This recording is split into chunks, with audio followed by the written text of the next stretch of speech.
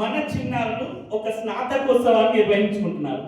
So why graduation day is important అని అంటే పిల్లల్లో ఒక కాన్ఫిడెన్స్, పిల్లలకి ఒక అవార్డు, పిల్లల లోపల వాళ్ళలో ఉన్నటువంటి టాలెంట్ని బయటకు తీసేందుకు కోసం ఈరోజు ఈ కార్యక్రమాన్ని మనం నిర్వహించుకుంటున్నాం. నిజంగా పేరెంట్స్ ఎవరైతే ఉన్నారో 21st సెంచరీ పేరెంటింగ్ అనేది చాలా టఫెస్ట్ పేరెంటింగ్ అయిపోయింది. ఇప్పుడు ఉన్నటువంటి పిల్లల్ని వాళ్ళు ఎవరైతే ఉన్నారో టెక్నోక్రాట్స్, భూమి పైన ఏ ప్రొడక్ట్ అయితే లేట్గా వస్తుందో అది అప్డేటెడ్ వర్షన్లో వస్తుంది. మీరు చూడండి, ఒక మొబైల్ తీసుకున్నారనుకోండి, ఐఫోన్ ఉంది సార్ దగ్గర, ఐఫోన్ 15 అనుకోండి, అప్పుడు తీసుకున్నప్పుడు 1,50,000 ఉంటుంది. ఇప్పటికి వచ్చేసరికి దాని కాస్ట్ తగ్గిపోతుంది. ఎందుకు అని అంటే ఇప్పుడు అప్డేటెడ్ వర్షన్లో వచ్చాయి. సో ఈ రోజు మనం కూడా పేరెంట్స్ ఎవరైతే ఉన్నారో, పిల్లలు ఎవరైతే ఉన్నారో వాళ్ళ యొక్క వాల్యూ పెరుగుతుంది. వాళ్ళు పెరుగుతున్నా కొద్ది వాళ్ళ వాల్యూ పెరుగుతుంది, మన వాల్యూ తగ్గుతుంది.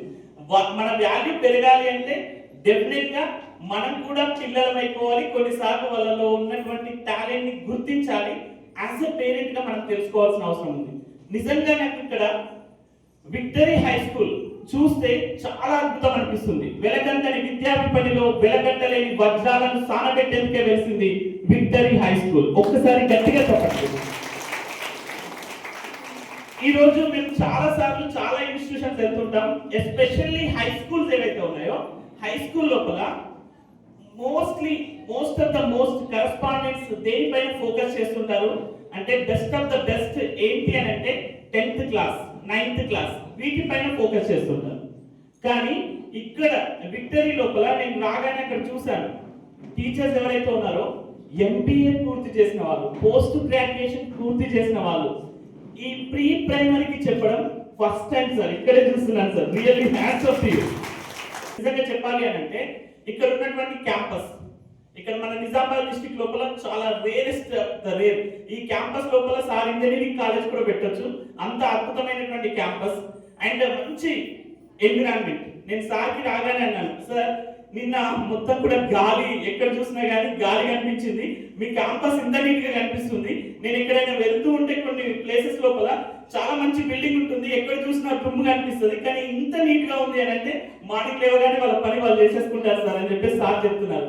సో ఇంత అద్భుతమైనటువంటి ఎన్విరాన్మెంట్ పిల్లలకి ఇచ్చినప్పుడు పిల్లలు అద్భుతంగా ఎదగలుగుతారు. పిల్లలకి కావాల్సింది వాతావరణం. చాలా సార్లు మనం చేసేటటువంటి అంటే పిల్లల లోపల డెవలప్మెంట్ ఎక్కడ జరుగుతుంది అంటే ఎక్కడైతే పిల్లలకి సరైనటువంటి వాతావరణం ఉంటుందో అక్కడ ఖచ్చితంగా డెవలప్మెంట్ అనేది ఉంటుంది. సో అలాంటి వాతావరణం సార్ కల్పిస్తున్నారు, అలాంటి అద్భుతమైనటువంటి ఎన్విరాన్మెంట్ సార్ ఇస్తున్నారు.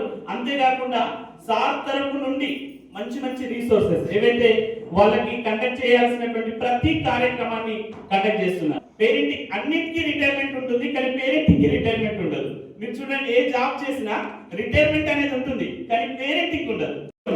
ఓకే, అంటే పిల్లలకి చాలా సార్లు మనం ఒక స్టిగ్మా, ఒకటి బ్రాండ్ వేసేస్తున్నాం, వీడు ఇలా ఉంటాడు, వాటి వల్ల వీడు ఇన్ఫ్లుయెన్స్ అవుతాడు అని చెప్పేసి. బట్ మన ఇన్ఫ్లుయెన్స్ ఎంతవరకు ఉంది? యాజ్ ఎ పేరెంట్ గా మన పిల్లల యొక్క ఫ్రెండ్స్ నేమ్స్ ఎందరికి ఐడియా ఉన్నాయి?